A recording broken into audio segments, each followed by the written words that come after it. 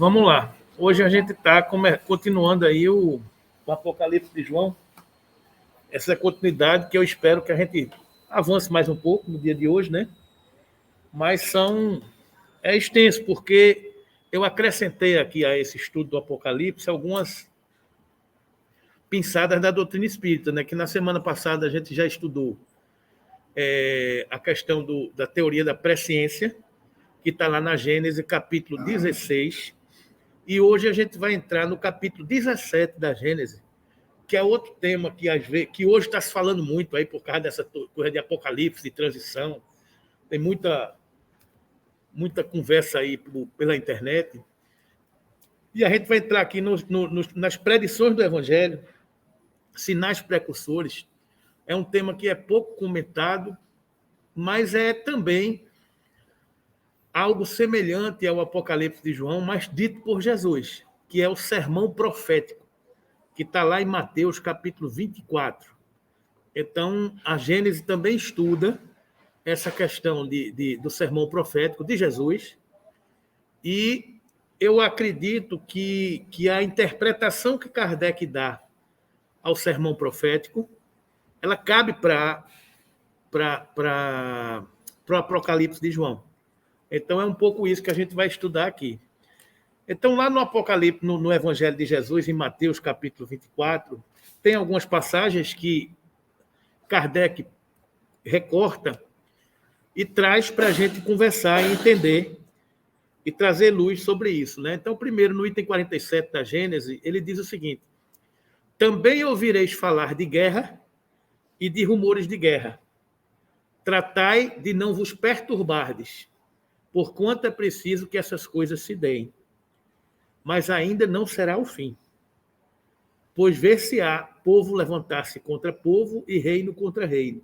E haverá pestes, fomes e tremores de terra em diversos lugares. Todas essas coisas serão apenas o começo das dores. Mateus, capítulo 24, versículos de 6 a 8. Isso aqui é um resumo do que diz no Apocalipse. Primeiro cavaleiro, branco. Segundo cavaleiro, vermelho, guerra. O segundo, verde, pestes. O terceiro, negro, miséria, fome, carestia. Todas aquelas coisas que são ditas no Apocalipse, Jesus resume aqui no sermão profético. Então, haverá falar de guerras, fomes, pestes, tremores de terra em diversos lugares. Isso é o que... Porque tudo isso, a gente vai ver que tudo isso faz parte, né? Então, o irmão entregará o irmão para ser morto. Os filhos se levantarão contra seus pais e suas mães e os farão morrer. Sereis odiados de toda a gente por causa de meu nome, mas aquele que perseverar até o fim será salvo.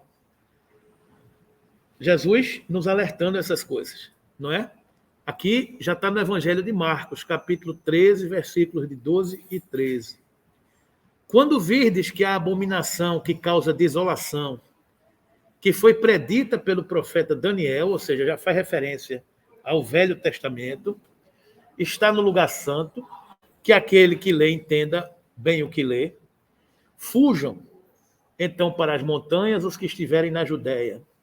Não desça aquele que estiver no telhado, para levar de sua casa qualquer coisa. E não volte para apanhar suas roupas aquele que estiver no campo. Mas ai das mulheres que estiverem grávidas ou amamentando nesses dias. Pedi a Deus que a vossa fuga não se dê durante o inverno, nem no dia de sábado, porquanto a aflição desse tempo será tão grande como ainda não houve igual desde o começo do mundo até o presente, e como nunca mais haverá. E se esses dias não fossem abreviados, nenhum homem se salvaria, mas esses dias serão abreviados em favor dos eleitos. Mateus, capítulo 24, versículo 15 a 22. Sermão profético, né? Então, o que a gente tem que entender é que isso é um processo de transição. Quando ele diz aqui, só, na hora de correr, corra. Não volte,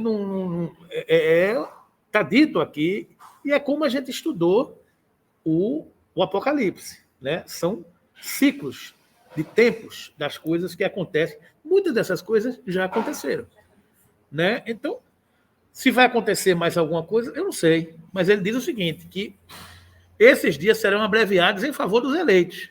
Isso é transição. Aqueles que perseverarem até o fim serão salvos, como está dito aqui. Né? Então, como está dito aqui em Marcos, aquele que perseverar até o fim será salvo. Salvo é herdar a terra. É todo um contexto de transição, de evolução. Né? Você não quer dizer que seja uma relação só? Não, não pode, né? Agora, quando a pessoa que não está estudando isso, lê isso aí é onde gera o plano. É por isso que as pessoas têm medo do sermão profético. Aí lá, mais na frente, 24, 29 a 34.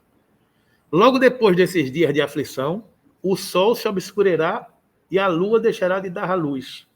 As estrelas cairão do céu e as potestades dos céus serão abaladas. Então o sinal do Filho do Homem aparecerá no céu e todos os povos da terra estarão em prantos e em gemidos. E verão o Filho do Homem vindo sobre as nuvens do céu com grande majestade. E ele enviará seus anjos, o que farão ouvir a voz retumbante de suas trombetas, e que reunirão seus eleitos dos quatro cantos do mundo, de uma extremidade à outra do céu. Aprendei uma comparação tirada da figueira. Quando seus ramos já estão tenros e dão folhas, sabeis que está próximo o estio. Do mesmo modo, quando virdes todas essas coisas, sabei que vem próximo o Filho do Homem, que ele se acha como que à porta. Digo-vos em verdade que essa raça não passará sem que todas essas coisas se tenham cumprido. Ou seja, são as predições que também Jesus já alerta a humanidade para todas essas consequências do estado de coisas que podem advir e que já adviram, que isso aqui foi 2000 anos atrás.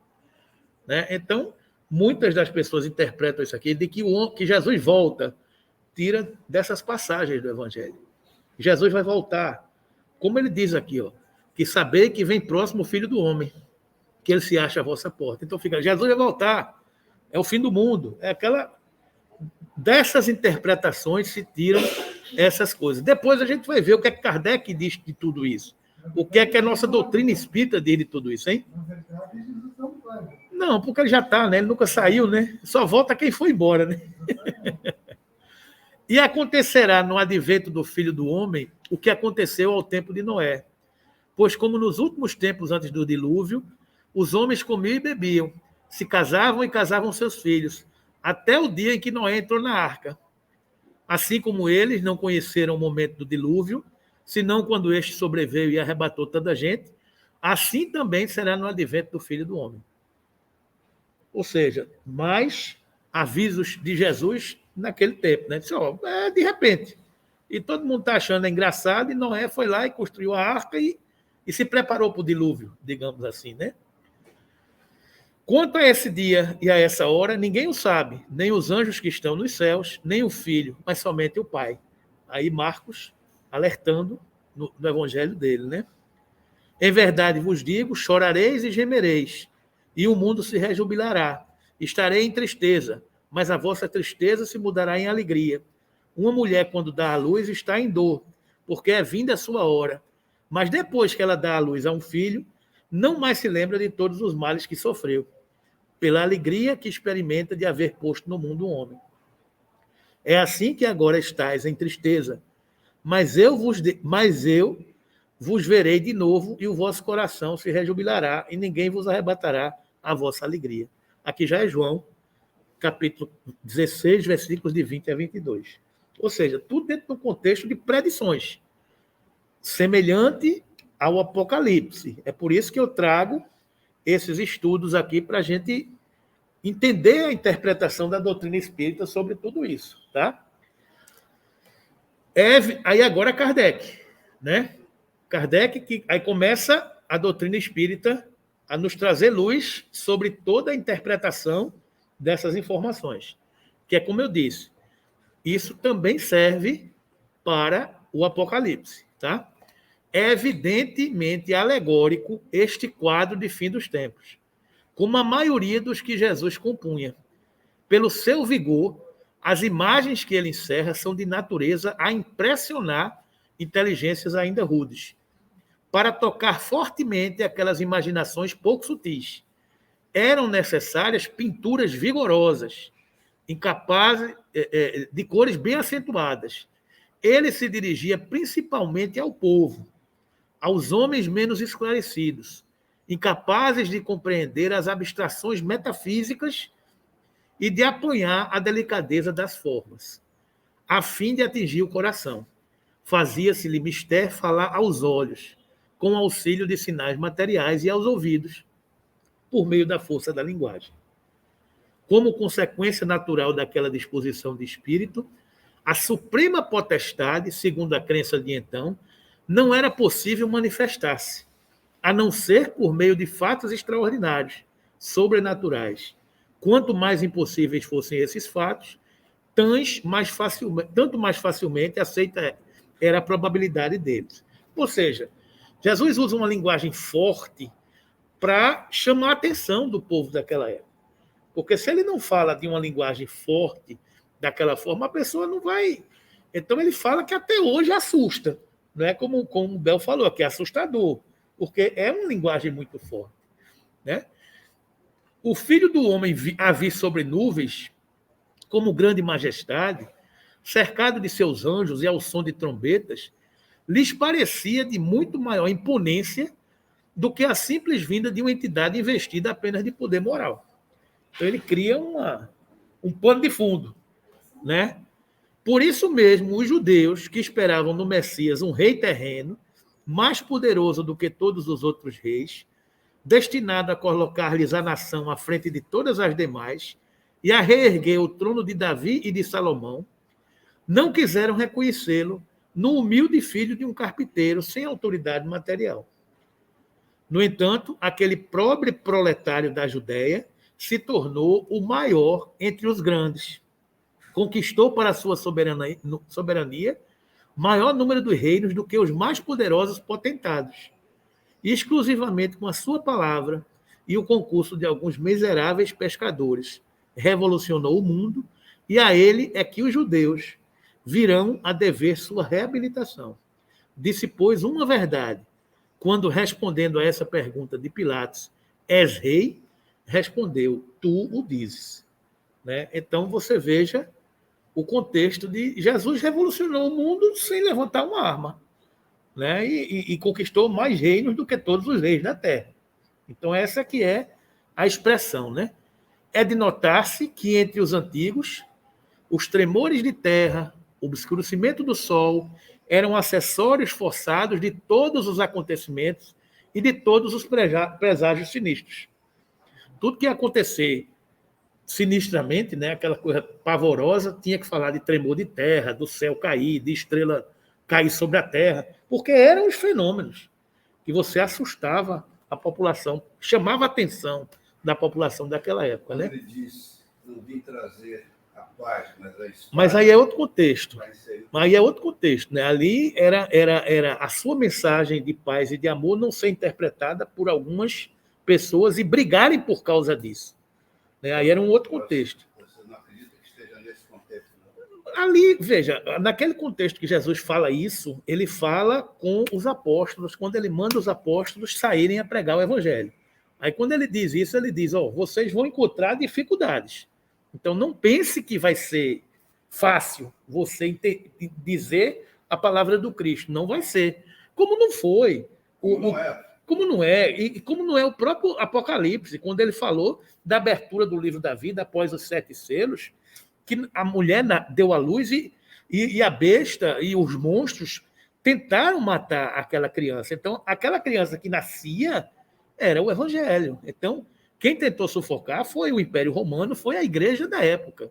Então, essa que é a expressão. Então, pregar o evangelho no seio de uma sociedade materialista era muito difícil. Então, ele não veio trazer a paz, e sim a espada, para poder essa luta, o Armagedon, que João prenunciava no seu Apocalipse, a luta do bem contra o mal, está estabelecida. Né? Então, esse é o processo.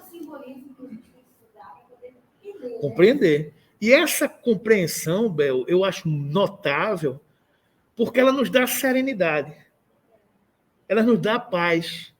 Quando você entende o contexto de onde você está mergulhado, você se acalma. Porque você entende que você está dentro de um planejamento maior. que as coisas não são aleatórias, que nós não estamos soltos, nós não estamos desprotegidos, desamparados, sem condução, sem coordenação. Tudo que nos acontece, seja no macro ou no micro, seja no mundo ou seja na nossa vida pessoal, está dentro de um contexto. Então, compreender essa realidade de amor nos acalma, nos acerena, nos dá paz, permite com que a gente entenda as dificuldades do corpo, os desafios da família, os desafios do momento presente, as angústias do amanhã. Saber que não é da noite para o dia que um processo de evolução acontece. Não adianta a gente esperar, amanhã vai o sol nascer e o mundo será regeneração. Não é assim. A história da humanidade nos ensina que é um processo.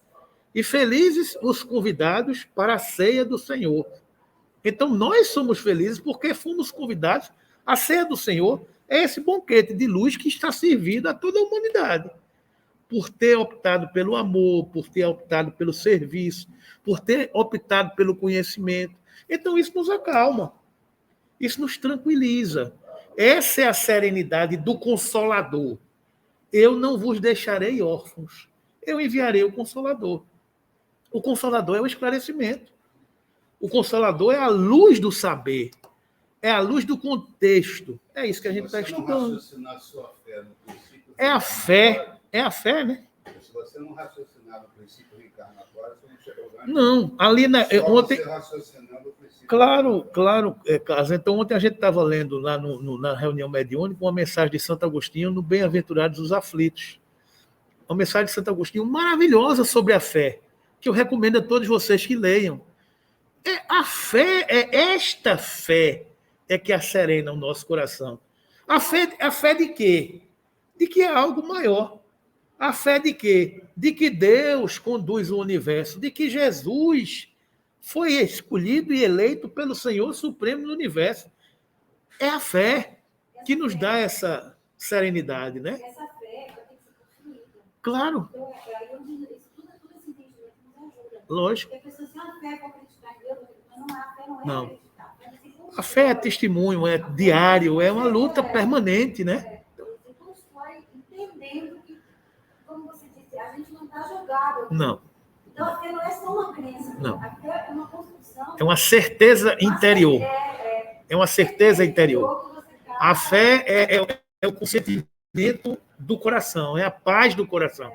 É essa serenidade. Eu não tenho medo. Não. Eu acho que fé é Não. muito você não tem medo da vida. Porque a vida dá medo, né? É aquela história de um filho que está caminhando numa estrada perigosa e que ele chora porque ele está só. Mas se chega o pai ou a mãe e der a mão, ele se acalma. Porque mesmo ele estando na estrada perigosa, no escuro, a mão de um ser protetor o acalma. Então a fé é pegar na mão de alguém que está mais acima da gente. Né? A fé é essa certeza de que eu estou seguro, de que eu estou em segurança, de que eu não estou à deriva. Né? Não. Com eles, deparamos por ocasião da morte de Jesus e da de César e no sem número de outras circunstâncias da história do paganismo. Se tais fenômenos se houvessem produzido, tão amiudadas vezes quanto são relatados, fora de ter-se por impossível que os homens não houvessem guardado deles lembrança pela tradição. Aqui acrescenta-se a queda de estrelas do céu, como que a mostrar às gerações futuras mais esclarecidas que não há nisso senão uma ficção, pois que agora se sabe que as estrelas não podem cair. Né? Então, é uma explicação do nosso Kardec. Né? Entretanto, sob essas alegorias, grandes verdades se ocultam. Há, primeiramente, a predição das calamidades de todo gênero, que assolarão e dizimarão a humanidade. Calamidades decorrentes da luta suprema entre o bem e o mal, entre a fé e a incredulidade, entre as ideias progressistas e as ideias retrógradas. O que é essa luta do bem contra o mal? Que a gente estudou em Apocalipse, é o Armagedon. Não é? Há, em segundo lugar, a da difusão por toda a terra do evangelho restaurado na sua pureza primitiva. O que é que acontece depois? A Jerusalém prometida, uma nova Jerusalém. Está na última parte do Apocalipse. Né? Então, há por toda a terra no evangelho restaurado na sua pureza primitiva. O que é que a doutrina espírita nos fala da transição? Estamos entrando numa fase onde o espírito sobrepujará a matéria, mas é o início de uma fase, não é? Depois, a do reinado do bem, que será o da paz e das fraternidades universais, a derivada do código de moral evangélico, posto em prática por todos os povos. Será verdadeiramente o reino de Jesus, pois que ele presidirá a sua implantação, passando os homens a viver sob a égide da sua lei. Será o reinado da felicidade, porquanto, diz ele, depois dos dias de aflição, virão de alegria. Então, vejam esse contexto que tudo se assemelha à mesma forma que João escreve, uns com mais sentido figurado, outros com menos sentido figurado. Mas o contexto da mensagem é o mesmo.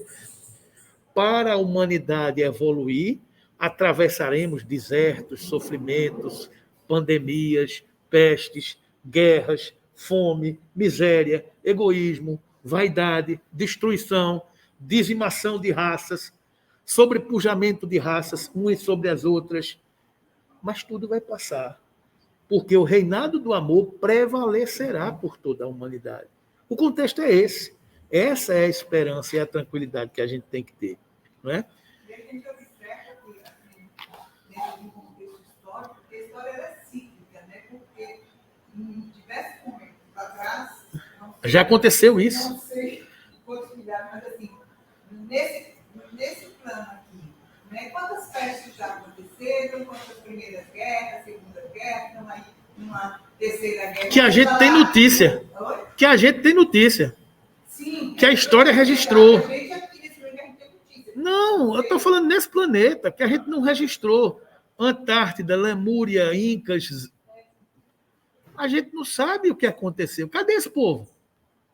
Cadê o povo que vivia na Antártida? Cadê o povo que vivia na Lemúria? Cadê o povo que vivia aqui na América do Sul? Os Incas, os Maias. São raças que foram dizimadas, que sumiram do contexto, mas que vieram e deram a sua contribuição e é o que você está falando. Guarda essa tua percepção aí de ciclos, que Aragô já vai falar com a gente. Aragô, daqui a pouco eu trago Aragô aqui para a gente, tá? Quando sucederão tais coisas? Quando sucederão tais coisas? Ninguém o sabe, diz Jesus. Nem mesmo o Filho. Quando chegar o momento, os homens serão advertidos por meio de sinais precursores. Esses indícios, porém, não estarão nem no sol, nem nas estrelas. Mostrar-se-ão no estado social e nos fenômenos mais de ordem moral do que físicos, e que, em parte, se podem deduzir das suas alusões.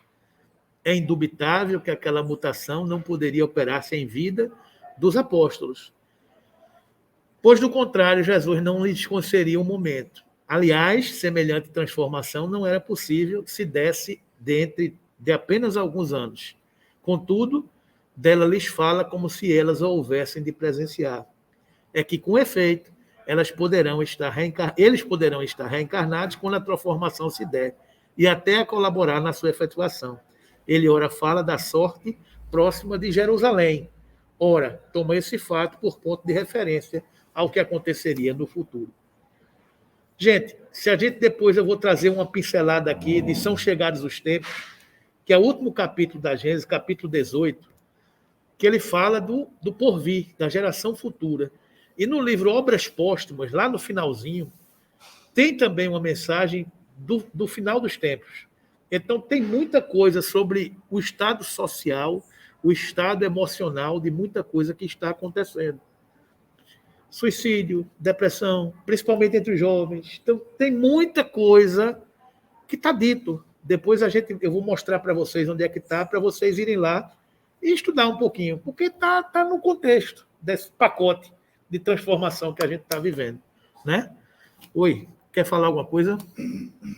Será que, predizendo a sua segunda vinda, era o fim do mundo, que Jesus anunciava, dizendo: quando o evangelho for pregado por toda a terra, então é que virá o fim? Não é racional se suponha que Deus destrua o mundo, precisamente quando ele entra no caminho do progresso moral, pela prática dos ensinos evangélicos. Nada, aliás, nas palavras do Cristo, indica uma destruição universal, que em tais condições não se justificaria. Ou seja, não tem sentido você construir um mundo e depois destruir. Então é uma transformação, né? Devendo a prática geral do Evangelho determinar grande melhora no estado moral dos homens, ela, por isso mesmo, trará o reinado do bem e acarretará a queda do mal. É, pois, o fim do mundo velho, do mundo governado pelos preconceitos, pelo orgulho, pelo egoísmo, pelo fanatismo, pela incredulidade, pela cupidez, por todas as paixões pecaminosas que o Cristo aludia a dizer. Quando o evangelho for pregado por toda a terra, então é que virá o fim. Esse fim, porém, para chegar, ocasionaria uma luta, e é dessa luta que advirão os males por ele previstos. Então está aí a explicação de todo o contexto dessa transformação que a gente está em curso, que não começou ontem, começou há muito tempo. Então, isso, a Terra vem se debatendo com essa luta do bem contra o mal há muitos séculos, milênios. É essa transformação. Dessa luta é que advém todas essas dificuldades, esses males previstos por João, por Jesus e por tantos que vieram antes. Né? Esse aqui é o contexto da história que a gente está estudando aqui. Então, isso está em Gênesis, são chegados os predições do Evangelho, sinais precursores. Mais adiante, no capítulo 18, ele tem o seguinte: são chegados os tempos. É o último capítulo da Gênesis. Kardec diz o seguinte: são chegados os tempos, dizem-nos de todas as partes, marcados por Deus, em que grandes acontecimentos se vão dar para a regeneração da humanidade. Em que sentido se devem entender essas palavras proféticas? Aí Kardec vai nos trazer luz sobre o que quer dizer isso, são chegados os tempos. Né? Tudo na criação é harmonia. Tudo revela uma previdência que não se desmente. Nem nas menores, nem nas maiores coisas. Até o pássaro canta para nos alertar que tudo é previdência. Tudo é harmonia. Olha aí. Tudo é harmonia. Temos, pois, que afastar, desde logo, toda ideia de capricho, por inconciliável com a sabedoria divina. Em segundo lugar, se a nossa época está designada para a realização de certas coisas, é que estas têm uma razão de ser na marcha do conjunto. Isto posto, diremos que o nosso globo, como tudo que existe, está submetido à lei do progresso. Ele progride fisicamente pela transformação dos elementos que o compõem e moralmente pela depuração dos espíritos encarnados e desencarnados que povoam. Ambos esses progressos se realizam paralelamente, porquanto o melhoramento da habitação guarda relação com o do habitante. Está claro isso, gente? O globo progride. Quem mora no globo progride também. Um merece o outro. Um atrai o outro. Um se prepara para o outro, não é? Fisicamente, o globo terráqueo ha experimentado transformações que a ciência tem comprovado e que o tornaram sucessivamente habitado por seres cada vez mais aperfeiçoados.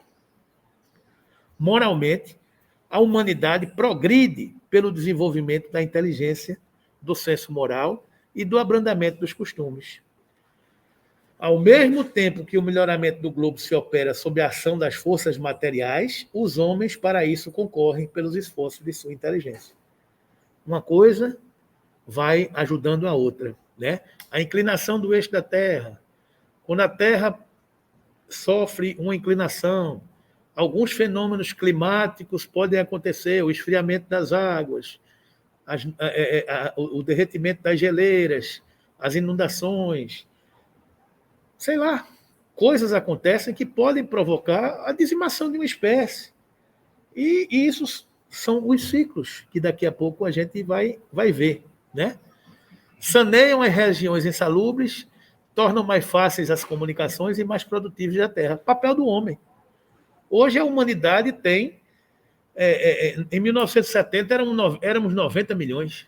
A Copa do Mundo cantava a musiquinha, 90 milhões em ação. Hoje somos 220 milhões, 210 milhões, a população do planeta Terra. Ou seja, em 50 anos, nós mais do que quase triplicamos a população da Terra. E como é que se produz mais alimento para comer mais gente? Aí vem as moradias nas palafitas, nos morros. A gente não deu conta desse progresso que precisaria dar. Porque se a gente cuida de saúde, se a gente cuida de saneamento, se a gente cuida das habitações, melhor a qualidade de vida das pessoas. Então, a gente já estudou aqui que, por exemplo, a expectativa de vida do Brasil em 1960 era de 1960. Eu estou falando era 50, 60 anos. Em 1960. No começo do século, em 1920, era de 30 e poucos anos. A expectativa de vida hoje, no Brasil, é de 72 anos. Isso é uma média para todo mundo que tem plano de saúde, que não tem plano de saúde, que tem acesso à higiene, que é todo mundo. Tem gente que vai viver 100 anos, 120 anos, porque isso é uma média. Ou seja, à medida que a gente progride, ciência, papel do homem, melhora a expectativa de vida, melhora as condições de salubridade, o IDH, o Índice de Desenvolvimento Humano, né? Mas ainda assim a gente precisa fazer muita coisa para ajudar muita gente que não tem IDH nenhum. É negativo, né? Mas já mudou muito. A gente hoje faz o trabalho de assistência, leva sopa, não sei o quê, mas a realidade das pessoas é diferente. É diferente do que era no começo do Peixotinho, há 30 anos atrás. Não é verdade? Quem viveu essa realidade de assistência há 30 anos atrás, o tipo de assistência que se prestava há 30 anos atrás era de uma emergência muito maior, por todas as políticas sociais e de valorização da vida que foram desenvolvidas ao longo dos anos, né? Hoje o trabalho social que a gente faz aqui, ele é sempre acompanhado de educação. Claro. É uma outra forma de você trabalhar. Claro. Bom, de duas maneiras se executa esse duplo progresso, o do globo e o das pessoas, né? Uma lenta, gradual e insensível. Outra caracterizada por mudanças bruscas, a cada uma das quais corresponde um movimento excepcional mais rápido, que assinala, mediante impressões bem acentuadas, os períodos progressivos da humanidade. Esses movimentos subordinados, quanto às particularidades, ao livre-arbítrio dos homens, são, de certo modo, fatais em seu conjunto, porque estão sujeitos a leis, como as que se verificam na germinação, no crescimento e na maturidade das plantas. É uma lei. Você não pode chegar para uma planta e dizer, pare de crescer. Faz parte do mecanismo da lei. Ela desabrochar, ela florir, não é? São leis naturais. Por isso é que o movimento progressivo se efetua, às vezes de modo parcial, isto é, limitado a uma raça ou a uma nação, de outras vezes de modo geral. O progresso da humanidade se cumpre, pois em virtude de uma lei. Tudo é uma lei. Ora, como todas as leis da natureza são obra eterna da sabedoria e da presciência divina, tudo o que é feito dessas leis resulta da vontade de Deus. Não de uma vontade acidental e caprichosa, mas de uma vontade imutável. Quando, por conseguinte, a humanidade está madura para subir um degrau, pode dizer-se que são chegados os tempos marcados por Deus. Como se pode dizer também que em tal estação eles chegam para a maturação dos frutos de sua colheita. Os tempos são chegados porque a humanidade chegou num grau de maturidade e de evolução que precisa seguir adiante. São chegados os tempos, colher o fruto que está maduro. É fazer a colheita. É essa transição de um ciclo que vai se encerrando. E quando um ciclo se encerra, começa outro. A gente estudou aqui a semana passada. Primavera, verão, outono, inverno. Quando termina o inverno, primavera, verão, outono, inverno. E aí, são os ciclos. Dia, noite. São os ciclos. Né? Tem uma certeza maior do que após uma noite vem um amanhecer? Algum de nós aqui pode dizer, não, fique de noite? Fique de noite? Alguém pode dizer, não, fique de noite? Porque são leis naturais que estão acontecendo. Né? Então, o progresso da humanidade está em curso. Está acontecendo. É a maturação dos frutos e a sua colheita. Arago. Quem foi Dominique François Jean Arago? Físico e astrônomo, nasceu em 26 de fevereiro de 1786, em Stagel, na França. Suas obras completas, em 13 volumes, foram publicadas após sua morte. Ocupou diversos cargos políticos, entre eles o de deputado, ministro da Marinha e ministro da Guerra. Ele assina uma mensagem aqui na Gênesis, nesse capítulo. Por isso que eu trouxe aqui quem era Arago.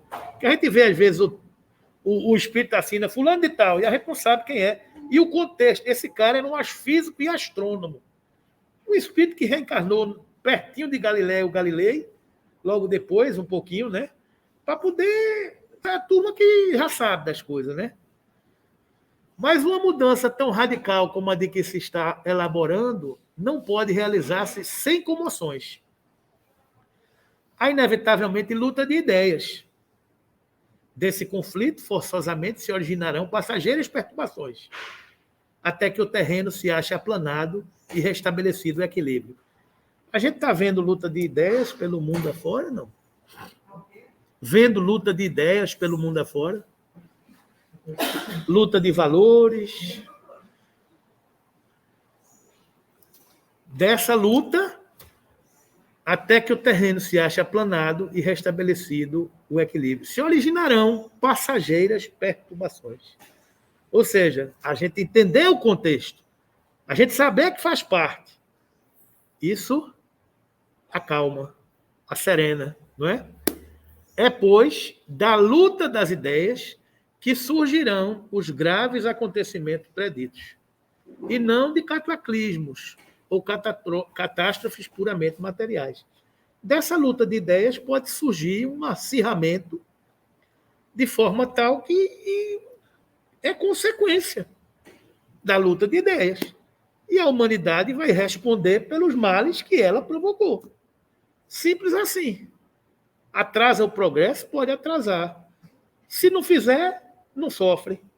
Então, a humanidade sabe já as consequências de aqui apertar um botão. A humanidade já sabe. Então, os cataclismos gerais foram consequências do estado de formação da Terra. Hoje não são mais as entranhas do planeta que se agitam, são as da humanidade. Então, são os homens velhos que estão em combate conosco. Nas reuniões mediúnicas, nós atendemos as almas dos homens que viveram na Terra, que saem das furnas, das cavernas, das regiões mais densas, porque o amor de Deus é tamanho que ele traz à luz essas almas para que eles tenham uma nova oportunidade de regeneração de suas almas. E o nosso papel é o de ajudar, porque a espiritualidade precisa dos nossos fluidos materiais. Se não precisasse, não precisava da gente começar a reunião mediúnica, não precisava nada disso. Eles precisam dos nossos fluidos, porque os fluidos são tão densos dessas almas que ainda estão presas com seus perispíritos materializados, que é preciso o fluido humano, material, para que essas almas sofram o choque anímico e consigam. É lei. A gente precisa um dos outros.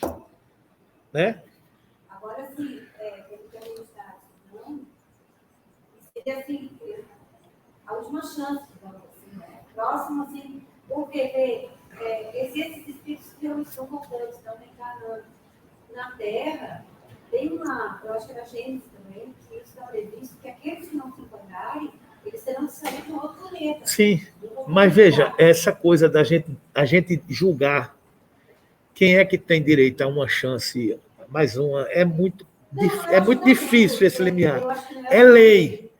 É lei. Você vai ser atraído por Por exemplo, tem uma cidade no livro Regeneração, Rumo ao Mundo de Regeneração.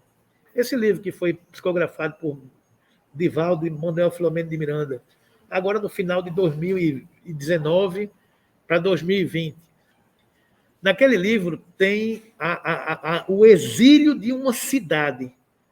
É a cidade dos justiceiros. Se vocês depois observarem esse livro, eles levam uma cidade que estava incrustada na terra, na crosta. Né? Eles levam a cidade inteira. Então, eles não levam um espírito, 2 ou 3, eles levam a cidade. Os espíritos fazem uma operação que eles arrastam uma cidade, a cidade dos justiceiros. São almas que odiavam Jesus desde a época das cruzadas, desde a época dos judeus, desde a época dos religiosos. Então, são almas muito empedernidas, adversárias do Cristo. Então, Jesus não perdeu mais tempo, não dá. Essas almas não vai dar.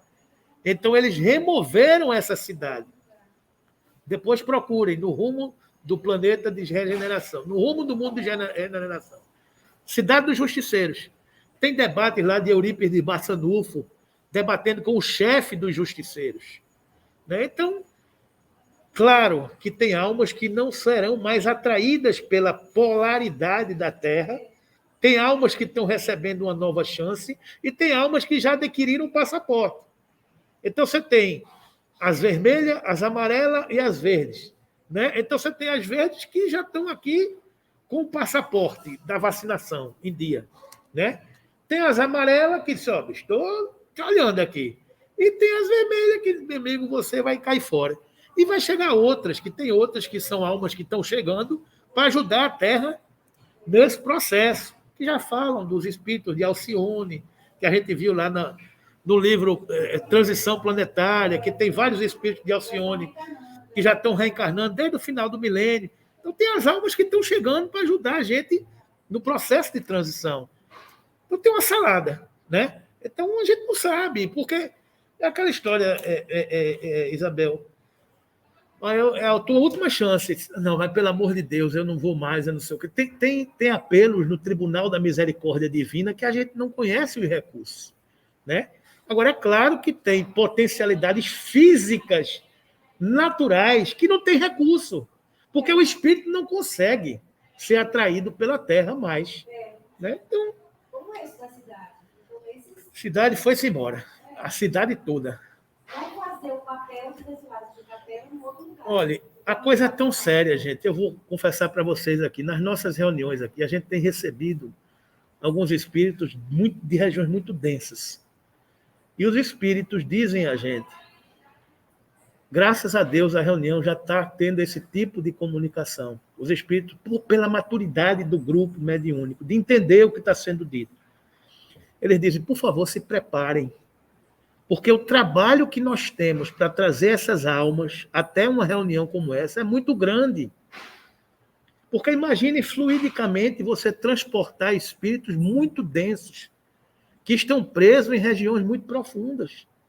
Então, é preciso uma logística de transporte, de muitas almas que se abnegam para trazer esses espíritos para um socorro. E por que trazem para cá? Porque aqui teria condições, aqui é um hospital que tem condições de atender esses procedimentos. Aí a gente tem que se habilitar, a gente tem que estudar, a gente tem que ter seriedade nos nossos compromissos, no nosso trabalho, na nossa disciplina. Porque a quem muito foi dado, muito será cobrado. São as nossas responsabilidades. Isso não acontece porque é esse grupo mediúnico. Acontece porque você está aí no Evangelho, porque vocês estão aí na sopa, porque isso muda a psicosfera da casa. Porque essa luz se acende e se projeta na escuridão. Isso acontece por causa disso. Não acontece por causa de A, por causa de B, por causa de C. Acontece por causa do alfabeto. É o somatório do esforço individual, do pequeno, do médio e do grande. Esse somatório cria o contexto. É por isso que a gente tem que estudar e entender a responsabilidade. Para nenhum desavisado, iludido, achar que é por causa dele, que ele é um médium fantástico, que ele é um doutrinador sensacional. Sai daí, abestalhado. Isso é o contexto da obra do Cristo, de tantos que colaboram nesse contexto. Nesse somatório, a gente chega em algum lugar. A gente chega em algum lugar. É simples assim. A gente não pode ter essa ilusão de que o trabalho é individual. Não é. O trabalho é de um grupo muito grande, não é? Encarnados e desencarnados. Se a Terra já não tem que temer os cataclismos gerais, nem por isso deixa de estar sujeita a periódicas revoluções, cujas causas, do ponto de vista científico, se encontram explicadas nas instruções seguintes, promanantes de espíritos eminentes. Se a Terra já não tem que temer os cataclismos gerais, nem por isso deixa de estar sujeita a periódicas revoluções, ciclos, cujas causas, do ponto de vista científico, se encontram explicadas nas seguintes instruções promanadas de espíritos eminentes. Eu trouxe a de Aragô. O que é que ele diz? Cada corpo celeste, além das leis simples que presidem a divisão dos dias e das noites, das estações, etc.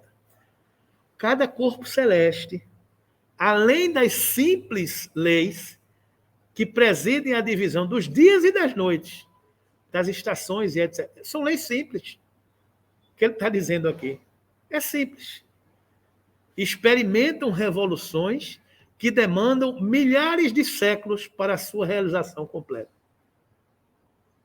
Porém, que como as revoluções mais breves passam por todos os períodos, desde o nascimento até o máximo de efeito, após o qual há decrescimento até o limite extremo, para recomeçar em seguida o percurso das mesmas fases. Decresce e começa, decresce e começa. É assim o movimento. Ciclos, né? O homem apenas aprende as fases de duração relativamente curta e cuja periodicidade ele pode comprovar.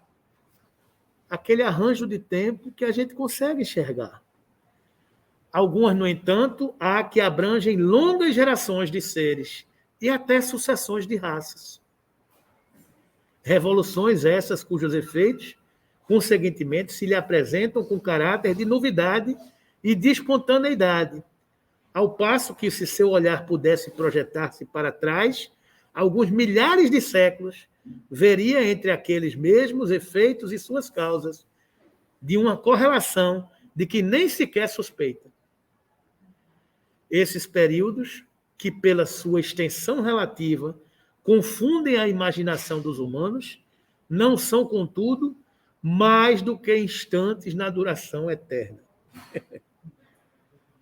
É a observação de cima da montanha. Aquele período de quem enxerga longe é grande, mas para quem enxerga de cima da montanha, é um instante. Então, a dimensão vai crescendo, não é isso? No mesmo sistema planetário, todos os corpos que os constituem reagem uns sobre os outros. Todas as influências físicas são neles solidárias, e nem um só há dos efeitos que designais pelo nome de grandes perturbações que não seja a consequência da componente das influências de todo o sistema. Tudo reage sobre tudo. Planetas, sóis, constelações, galáxias, universo, corpos, tudo reage sobre tudo. Estão entendendo? Então é tudo, está tudo ligado, está tudo no metaverso, né? Como está chamando hoje em dia o povo aí. É tudo isso aí. É tudo conectado, está tudo conectado, é uma grande rede, né? Vou mais longe.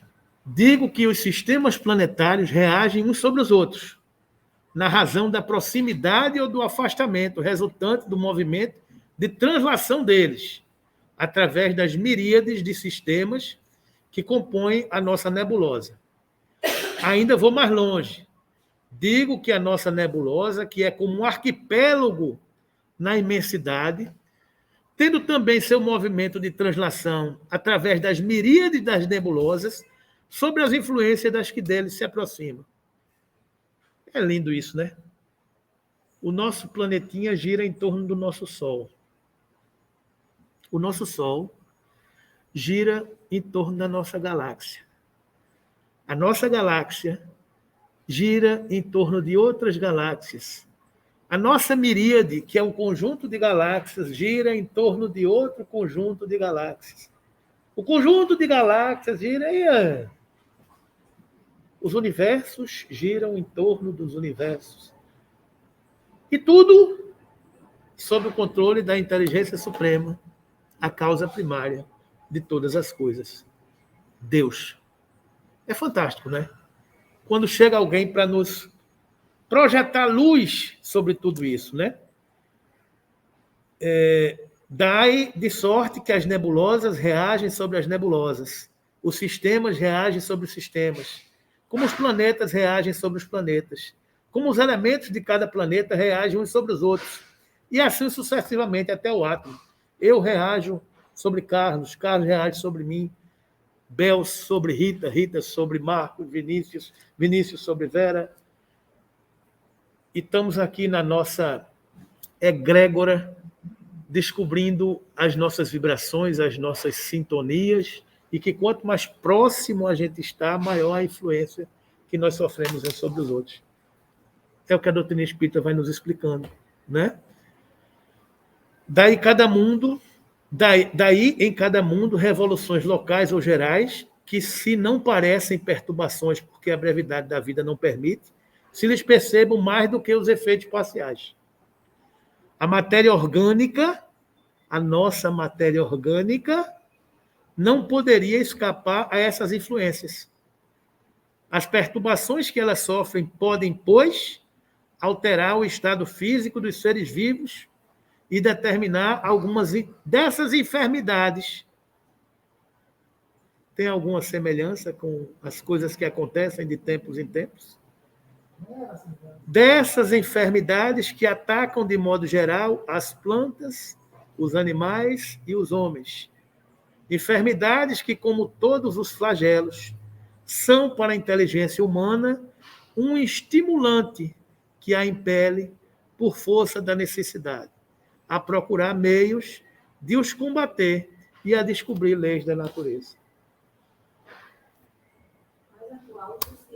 Isso foi escrito em 1800 e alguma coisa.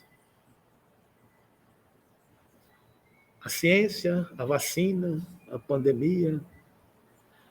Isso é doutrina espírita, meus irmãos. Então, é luz sobre a humanidade, né? Mas a matéria orgânica, a seu turno, reage sobre o espírito. Este, pelo seu contato e sua ligação íntima com os elementos materiais, também sofre influência que lhe modificam as disposições, sem, no entanto, privá-lo do livre-arbítrio, que lhe sobrexcitam ou atenuam a atividade, e que, pois, contribuem para o seu desenvolvimento. A efervescência que, por vezes, se manifesta em toda uma população, entre os homens de uma mesma raça, não é coisa fortuita, nem resultado de um capricho. Tem sua causa nas leis da natureza.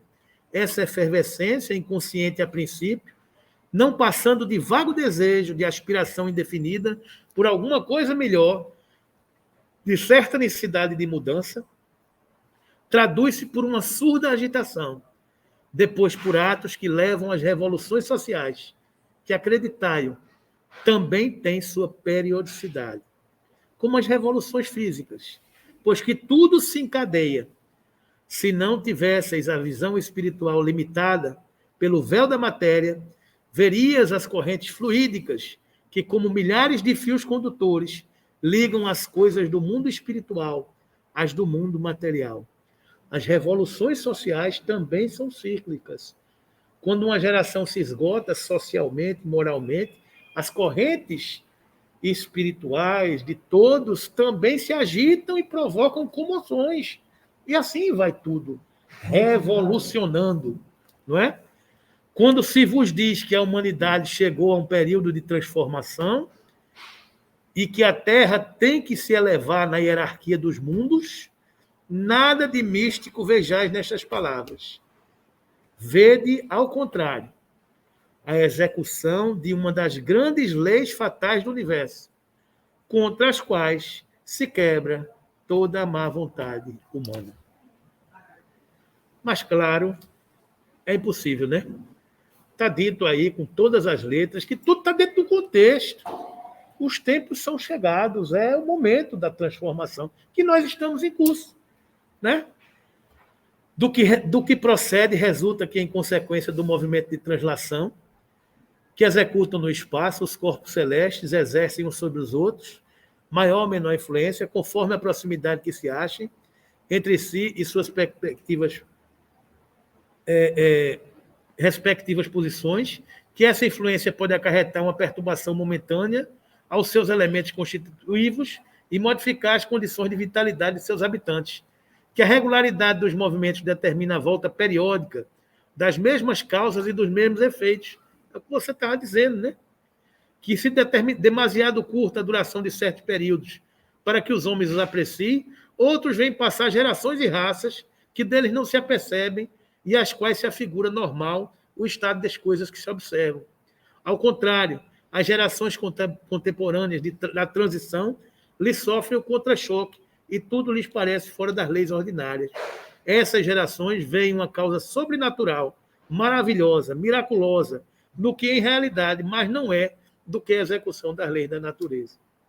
Se pelo encadeamento e a solidariedade das causas e dos efeitos, os períodos de renovação moral da humanidade coincidem, como tudo leva a crer, com as revoluções físicas do globo, podem os referidos períodos ser acompanhados ou precedidos por fenômenos naturais. É aquilo que estava em todo o contexto. Insólitos para os que com eles não se acham familiarizados, os meteoros que parecem estranhos, de recrudescências e intensificação desusadas dos flagelos destruidores, que não são nem causa, nem preságios sobrenaturais, mas uma consequência do movimento geral que se opera no mundo físico e no mundo moral. Ou seja, as revoluções de transformações morais do orbe podem ser acompanhadas por fenômenos geológicos, meteoros, chuva de estrelas, cair um meteoro, essas coisas, e tudo isso está no contexto de transição e de evolução, né? Anunciando a época de renovação que se havia de abrir para a humanidade e determinar o fim do velho mundo, a Jesus, pois, foi lícito dizer que ela se assinaria por fenômenos extraordinários, tremores de terra, flagelos diversos, sinais dos céus, que mais não são do que meteoros, sem a abrogação das leis naturais. O vulgo, porém, ignorante, viu nessas palavras a predição de fatos miraculosos. A previsão dos movimentos progressivos da humanidade nada apresenta de surpreendente quando feita por seres desmaterializados, que veem o fim e que tendem todas as coisas, tendo alguns deles conhecimento direto do pensamento de Deus. Pelos movimentos parciais, esses seres veem que em que época poderá operar-se um movimento geral, do mesmo modo que o homem pode calcular de antemão o tempo que uma árvore levará para dar frutos, do mesmo modo que os astrônomos calculam a época de um fenômeno astronômico, pelo tempo que um astro gasta para efetuar a sua revolução. Tudo está dentro do que você disse. Ciclos evolutivos.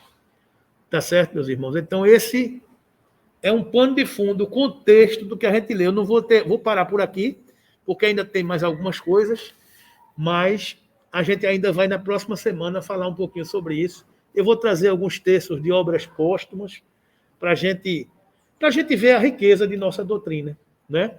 É muita informação. Nós somos, digamos assim, nós temos um privilégio cheio de responsabilidade, né? Porque a gente acaba sabendo de todas essas coisas. a gente acaba estudando todas essas coisas e nós somos esses embaixadores da paz.